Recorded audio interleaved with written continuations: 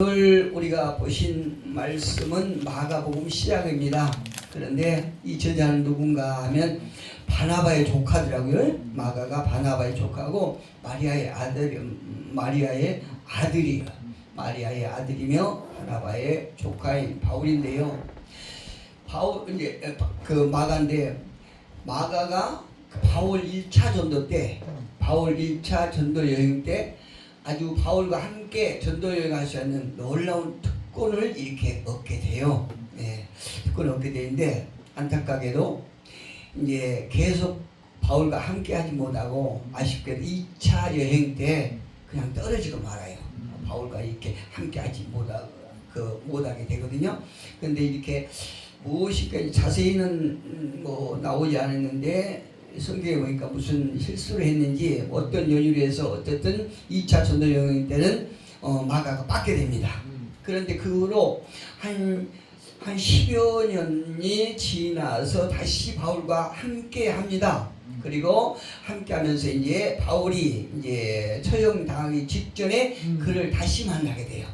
마가가 만나게 되면서 이제 마가는 이제 전도의 어떤 새로운 생활을 시작하는 그런 청년의 삶을 이렇게 보입니다. 이처럼 마가의 신앙생활을 보면서 우리도 신앙생활을 하는 모든 성도는 시작도 중요하고 또 끝을 향해서 가는 그 과정도 중요한데 끝이 대단히 중요하다는 것을 우리가 깨달을 수 있습니다.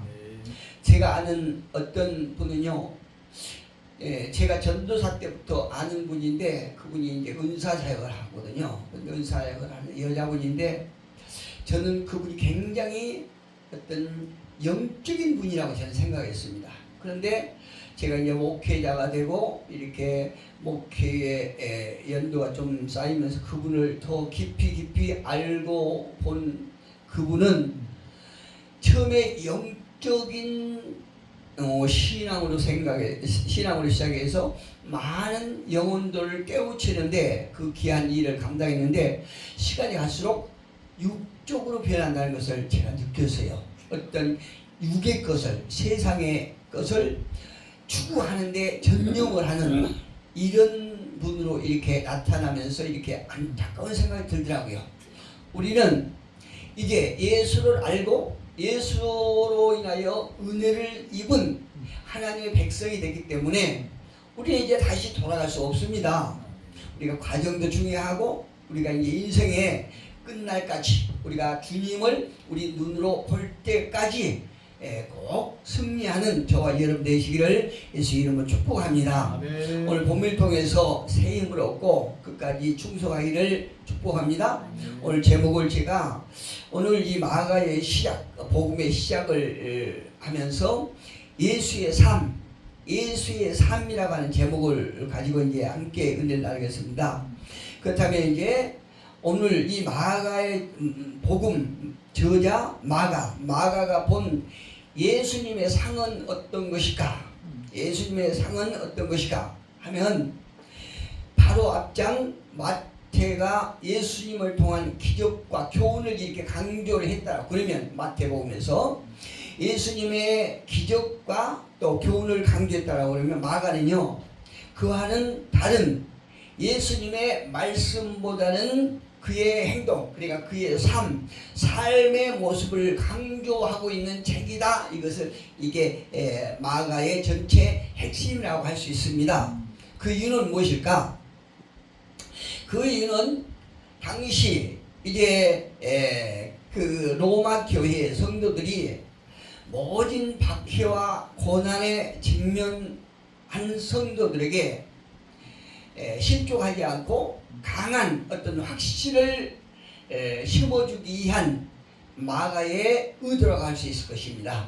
하나님께서 마가를 통해서 그 세상의 어떤 박해 또 고난 또 핍박 이런 것들을 잘 이겨낼 수 있도록 마가를 통해서 로마 교회 성도들에게 새 힘을 얻고 격려하기 위한 책이라고 할 수 있습니다. 오늘 본서에 마가복음에 나타난 그리스도는 죄인들의 육체력과 또 영적인 필요를 채우기 위해서 노심초사하셨던 그 겸손한 종 예수 그리스도의 생활을 묘사하고 있습니다.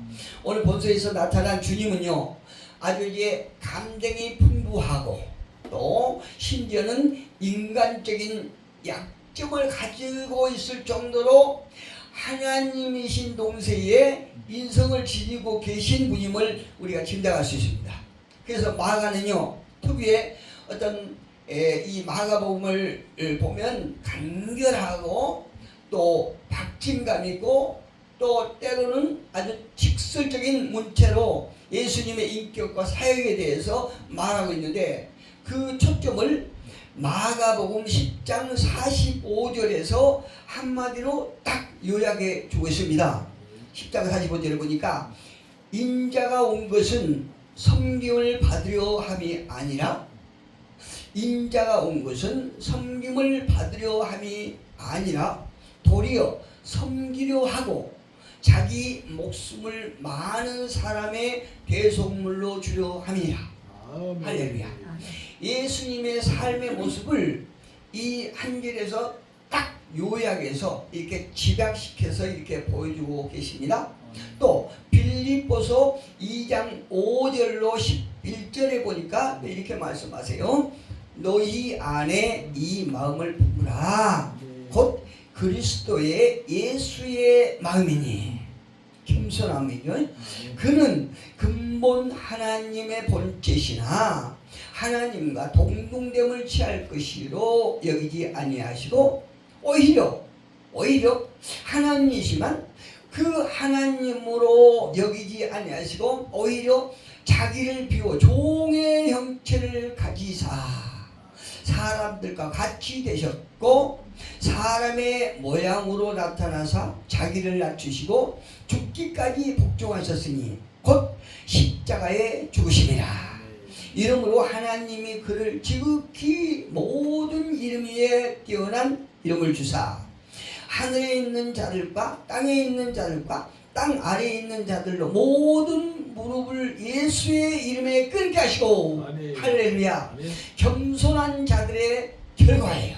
이것이 10절이 그 하나님이시지만 하나님과 동등한 본체시지만 하나님과 본너 동등을 함됨을 취하지 아니하시고 종의 몸으로 이 땅에 오셔서 하나님을 섬기고 당신의 백성들을 섬기는 그 결과의 열매가 모든 자들이 그 예수 앞에 무릎을 꿇게 하셨다. 이렇게 말씀하고 있어요.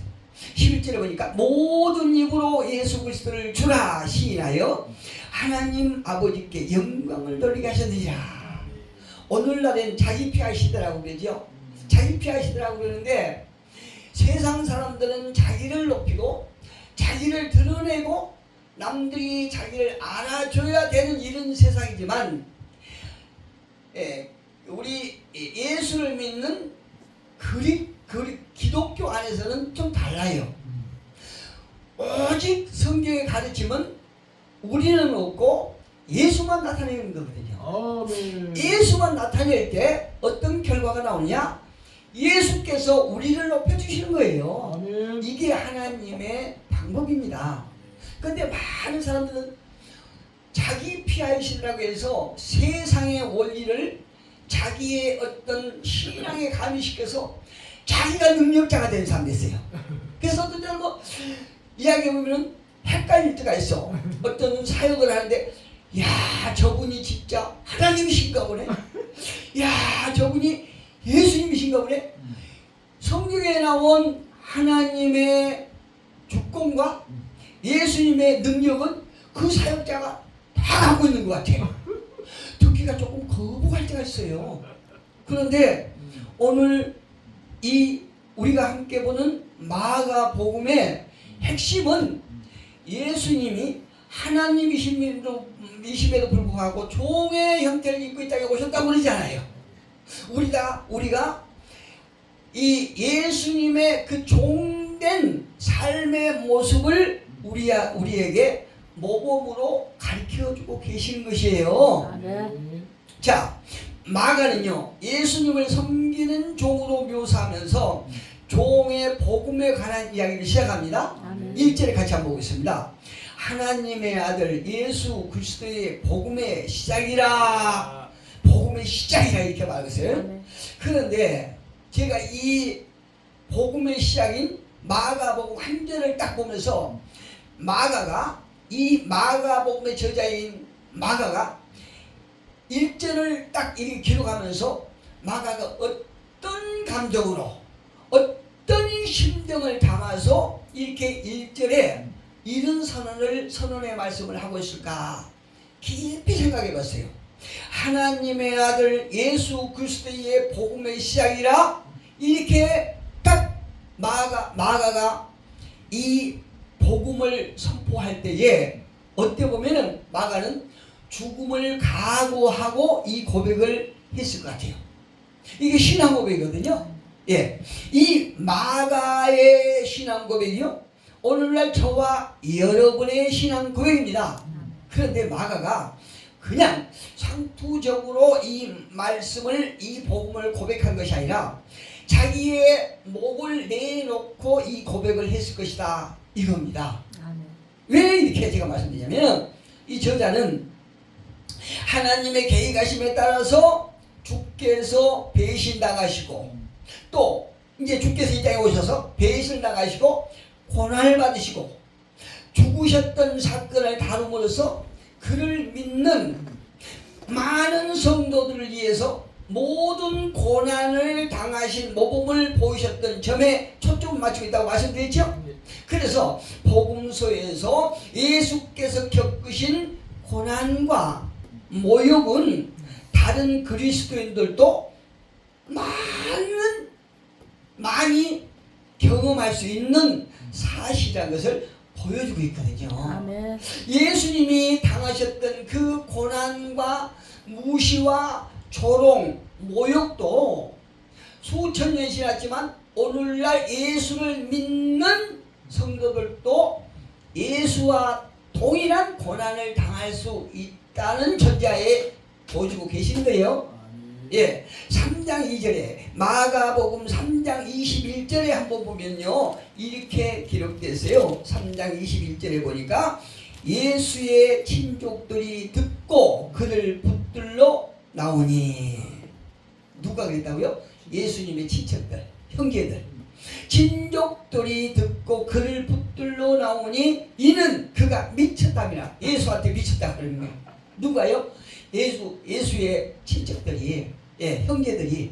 22절에 보니까 또 예루살렘에서 내려온 서기관들은 그가 바알세불이 집혔다 하며 또 귀신의 왕을 힘입어 귀신을 쫓았다. 귀신이라고 그러는 거예요. 예수님을 땅에서. 예, 바알세불이라고 귀신이라고. 이렇게 하나님께서 이 땅에 오셔서 모욕을 당하고 있는 거예요. 예수님이 대단히 마음 아팠던 경우가 이걸로 끝나는 것이 아니고 당신이 제자 유다로부터 배신을 당하지 않습니까? 빌라도 앞에서 십자가의 천형을 받으셨어요. 그런데도 예수님께서는 그 당신 앞에 다가온 그 고난과 죽음을 거부했다는 제목이 없어요. 거부했다는 제목이 없어. 다 자기의 사명으로 받아들였다는 얘기죠. 예, 그렇다면 마가를 통해서 예수님의 종되심과 고난과 모욕을 통해서 보여주고자 하시는 그 하나님의 목적은 도대체 무엇일까? 하나님께서 예수님이 당하는 그 고난과 조롱과 모욕을 통해서 오늘날 성도들에게 무엇을 보여주기 위해서 하나님은 이것을 기록하셨을까? 이걸 보면요, 당시 로마 교회의 성도들은요 하나님께 대한 아주 대단한 회의적인 시각을 갖고 있었던 때예요. 왜 이 로마 교회 성도들이 하나님에 대한 회의적인 시각을 갖고 있었을까? 그 이유는요, 시시각각 심한 박해와 순교로부터 고백하는 교회를요, 하나님께서는 과연 지켜주실 수 있는 것인가 하는 그 질문에 봉착했거든요. 그때 당시 성도들이 지금 우리가 이렇게 심하게 박해를 당하고 또 핍박을 당하고 그로 인하여 순교를 하는데, 그 순간에도 우리가 신앙 고백을 하는데 이렇게 우리가 꿋꿋하게 믿음을 가지고 견딜 때 도대체 하나님께서 우리를 지켜줄 수 있을 것인가? 이거를 질문했다는 거죠, 로마교회 성도들이. 그런데요, 이렇게 회의를 갖고 있을 때 어떤 일이 벌이냐면은, 여러분 아실 거예요. AD 64년 때 역사상 최고 큰 재난, 로마의 대화재 참사가 벌어진 거예요, 그때. 그런데 그때 참사가 벌어지기 전에 로마 황제 네로는 어떤 생각을 하고 있냐면은, 전차극장, 그러니까 대전장이라고 그러죠. 전차극장이, 경기장이 그 근처에 자기가 영원한 새 궁전을 짓고자 하는 욕망을 가지고 있었어요. 그런데 그런 생각을 갖고 있고 그 일을 추진하고 있었는데, 그때 로마에 이 어마무시한 화재 사건이 일어났거든요. 그런데 그렇게 큰 사건이 일어났는데, 이 사건이 어느 정도냐면은 14개 행정구역 중에 4개만 무사하고 3개는 완전히 그냥 소실되어 없어질 정도로 그렇게 컸거든요. 그런데 이걸 끝나는 것이 아니고, 이 화재를 일으킨 원인을 모시고 장본인이 누구냐 이렇게 소문이 나올 때, 화재를 일으킨 장본인이 로마 황제다, 이런 소문이 이렇게 돌고 로마에 소문이 퍼지기 시작한 거예요. 그러니까 네로가 입장이 곤란하죠. 이때 어떤 상황이냐면은, 기독교에서는 굉장히 경건하고 또 유별난 생활 방식과 또 예배 의식이 이미 장안에 화제가 되고 있을 때요. 아주 세상을 떠들어가고 있다는 얘기죠. 그런데 이때 네로는 이 흉흉한 민심을 수습하기 위해서 화재 원인을 그 유별나게 생활하고 금식을 하고 또 예배 의식을 갖고 경건하고 이렇게 신앙생활하는 기독교인들에게 뒤집어쓰게 되는 거예요. 이러니까 기독교인들에게 얼마나 핍박이 심하겠습니까? 더 심하겠죠. 기독교인들은 아주 억울한 누명을 쓰고 체포되거나 고문을 받게 됩니다. 자신들의 신앙을 숨긴 채 지하 교회를 조직해서 몰래 들어가서 이제 숨어서 예배를 드리게 돼요. 이 말씀을 준비하면서요, 그때나 지금 정치계나 똑같아. 이 정치인들도 자기네에게 어떤 문제가 생기면 그 화제를 딴 데로 돌리기 위해서 딴 사건을 만들더구만요. 오늘날 이 정치하는 사람들도 똑같아. 이 네로 황제하고 우리도 그런 시대가 올지 몰라요. 하나님의 섭리에 또 우리가 얼마만큼 신앙을 단련하기 위해서 이런 상황이 우리 때에 벌어질지도 못하는 거예요. 우리도 정신 무장해야 돼요. 영적 무장해야 됩니다. 아멘. 이래서 이제 살기 위해서 살고 신앙을 지키기 위해서 지하교회를 몰래 이제 숨어 들어가서 예배를 시작합니다. 그런데 이 예배를 드리고 있는데 때로는 이 고문에 못 이겨서 은밀한 장소를, 그러니까 이제 숨어 들어간 그 예배의 장소를 풀어버리는 이런 성도들 때문에 많은 성도들이 한꺼번에 잡혀가서 그냥 순교를 당하고 막 이렇게 하는 경우가 있었어요. 기독교라고는 단 하나의 이유만으로 불안 속에 살아가고 있는 성도들이 선택한 모습을 마가는요 몇 가지로 딱 간추려 놓았어요.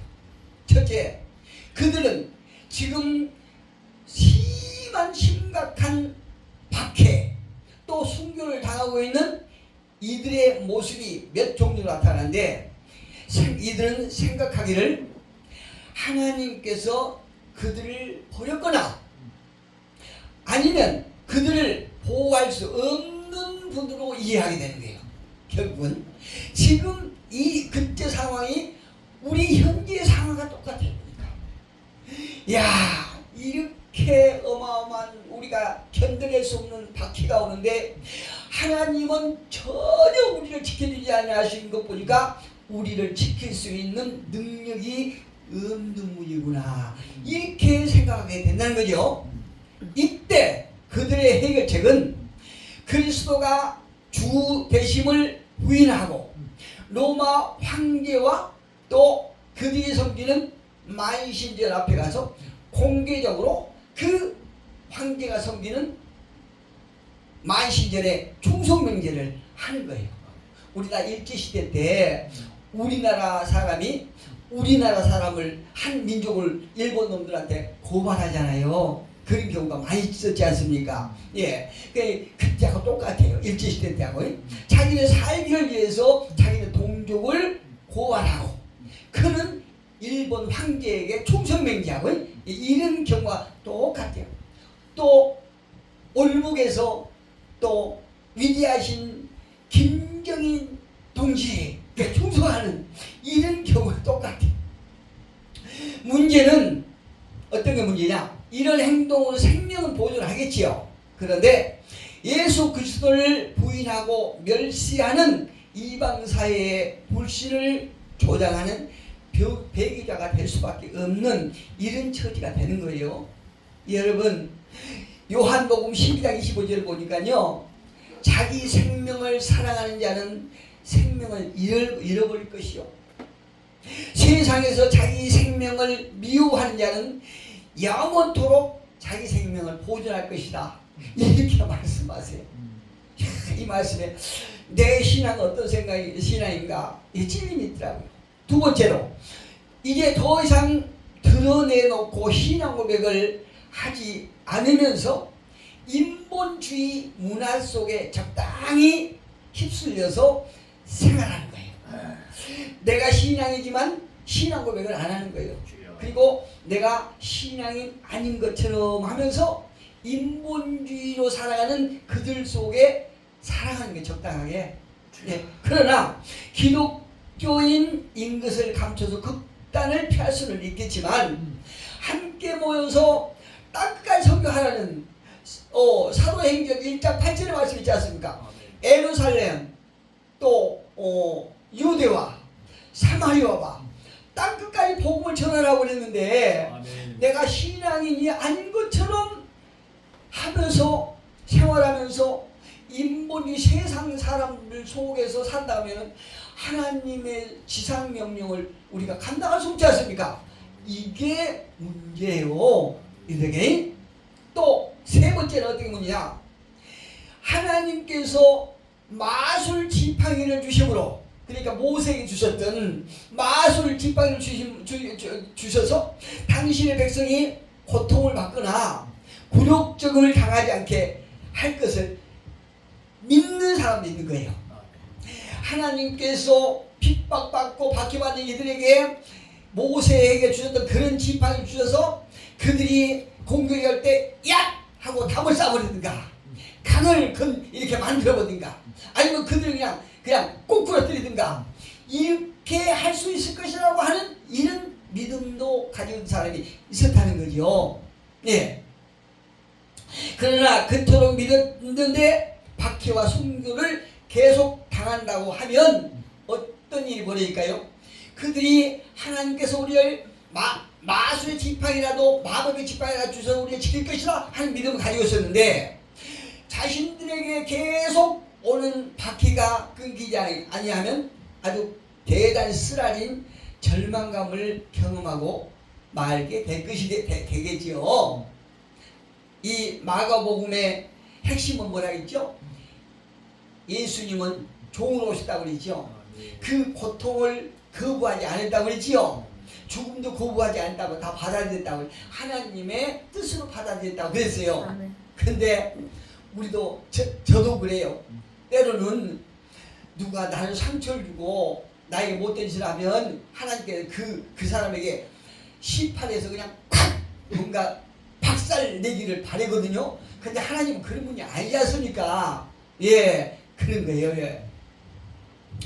끝으로 또 한 분이는 계속 예배하면서 가르치고 서로가 격려함으로써 그리스도께서 헌신한 결과를 담대하게 받아들이는 거예요. 저와 여러분처럼 우리가 이 세상 상황이 어떨지라도 열심히 예배하고 또 서로가 가르치며 서로가 격려하면서 우리가 주님 모실 때에 주님께서 우리를 이루어해 주시고 칭찬하실 것이라는 그 기대로 모든 어려움을 참고 지내는 거예요. 예, 이런 성도는요 헌신의 상황을 심판하러 오시는 하나님을 신실하게 기다리는 거예요. 제가 시간이 되면 행복한 나그네 우리 아내가 작곡한 그 찬양을 딱 한번 하고 싶은데 시간이 안 돼서 나중에 하겠습니다. 그 찬양이 여기에 딱 맞는 찬양이에요. 나는 행복한 나그네. 내가 가는 길이 험하고 어려울지라도 나는 주님을 바라보고 가는 거예요. 예, 그런 신앙인데요. 여러분은 이와 같은 상황에 처한다면 어떤 길을 택할 수 있을 것입니까? 하나님께서는요 인간의 나약함을 다 아세요. 우리의 연약함을 다 아세요. 이런 상황이 온다면 그 누구도 장담할 수 없을 거예요. 자기 신앙을 내가 끝까지 지킬 것이라는 장담을 할 수 있는 사람이 없다고 저는 생각합니다. 인간은요 그 본성적으로 고난의 고통과 죽음을 누구나 두려워합니다. 예, 가장 큰 적이 인간의 가장 큰 적이 죽음이거든요. 그래서 두려워해요. 그래서 바울의 입을 통해서 로마서 8장 26절에서 하나님은 이렇게 말씀하세요. 성령도 우리의 연약함을 도우시나니. 할렐루야. 어떤 상황에도 성령께서 우리를 붙잡아주지 아니하시면 우리가 그 고난을 이길 수가 없다는 거예요. 그래서 성경 말씀하죠. 너희가 성령의 충만을 받으라. 우리가 성령의 충만해서 내가 성령의 지키심과 성령의 인도하심 따라면 어떤 일도 감수할 수 있다는 거예요. 어떤 일도 우리는 그를 받아들일 수 있다는 얘기예요. 오직 우리 안에 성령이 임하시면 우리는 할 수 있는 거예요. 성도와 세상 차이는 어디가 있습니까? 세상 사람들은 고난을 당할 때 자기가 혼자 감당하지만 성도는 성령님이 함께 하심을 믿습니다. 로마에서요 억눌린 당한 그리스도인들에게 예수는 지금도 살아계십니다. 오늘도 우리와 함께 하십니다. 그리고 여전히 신실하다는 사실을 성경은 말씀하고 계십니다. 더 나아가서 로마서 8장 28절 보니까 이렇게 말해요. 하나님을 사랑하는 자 곧 그의 뜻대로 부르심을 입은 자들에게는 모든 것이 합력하여 선해지느니라. 할렐루야. 우리에게 고난이 있을지라도 어떤 핍박이 있을지라도 그 모든 것이 우리가 신실한 주님을 바라볼 때에 이것을 선으로 하나님은 열매를 맺게 하신다는 거예요. 어떠한 상황에서도 그분은 우리의 위로자요 소망되시며 끝날까지 함께 하시는 주님을 바라보면서 이번 한 주간은 승리하는 우리 모두가 되기를 예수 그리스도의 이름으로 축복합니다.